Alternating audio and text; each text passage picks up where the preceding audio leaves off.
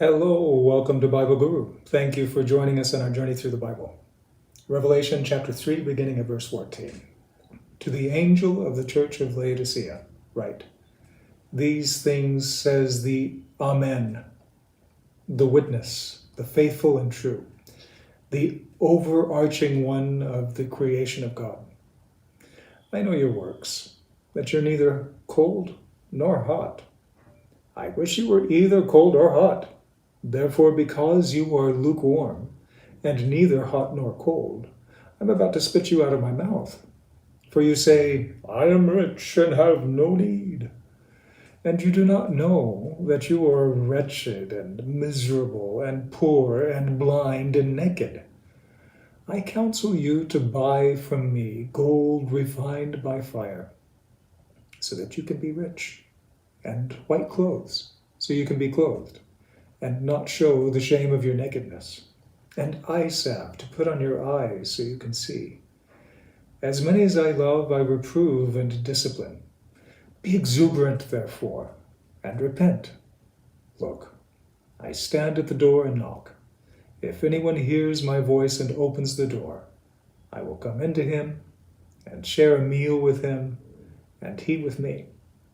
The overcomer I will give to sit with me on my throne, who also overcame and sat down with my Father on his throne.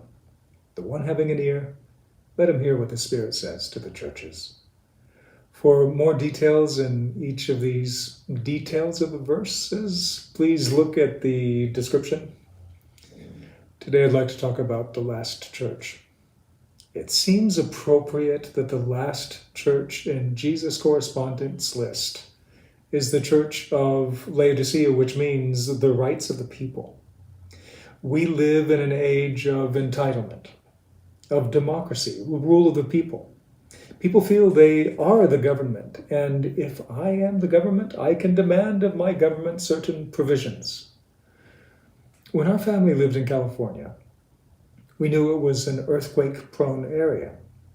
I typically kept about 2 or 3 weeks of basic provisions, food, water, such like that, in the house, just in case a big earthquake hit and we had to get by till normalcy was restored. People living in areas currently devastated by hurricanes knew that they lived in a hurricane corridor, yet tens of thousands failed to store sufficient food and water for such a disaster. So now, we see on news reports their complaints that the government isn't supplying them with food and water quickly enough.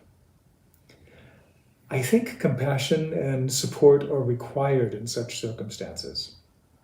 Yet the complaint is telling. What if there is an emergency of such a scale in your life? How will you survive? What are your first thoughts? Do you think of your wealth, or your intellect, or your provisions, or your ability to see trouble coming and to prepare for it and avoid it? If these are your first thoughts, you may be like the church of Laodicea. They thought that they were visionaries, but Jesus said they were blind. They thought they were fashion experts. Jesus said they were naked. They thought of themselves as wealthy and well-supplied. Jesus said they were poor. They thought themselves something special. Jesus saw them as wretched. They had become spiritually blind and naked and poor precisely because they were so focused on their earthly qualifications and appearances. We think sometimes, because we live in a democratic age and an age of science and industry and information and intelligence, that we can find the solutions to all human problems. We sometimes bring this attitude into the church. I know some churches that view themselves as a democracy ruled by the people. They have annual meetings in which the members vote, and I suppose there may be a place for such a church government. But the structure still disturbs me. It seems to me that the kingdom of God is not a democracy. He is sovereign. His rule is absolute. He's a dictator who has given his people free will. One might wonder why an all-powerful, all-knowing Lord would do such a thing. But that is a subject for another discussion. The point here is that he gives us free will so that we can freely seek his will. This is the only government structure that makes any sense in the kingdom of God. Obviously, there are characters in the church who love power and may seek for themselves to be set up as prophets or teachers so that they could be the ones to whom everybody looks for authority.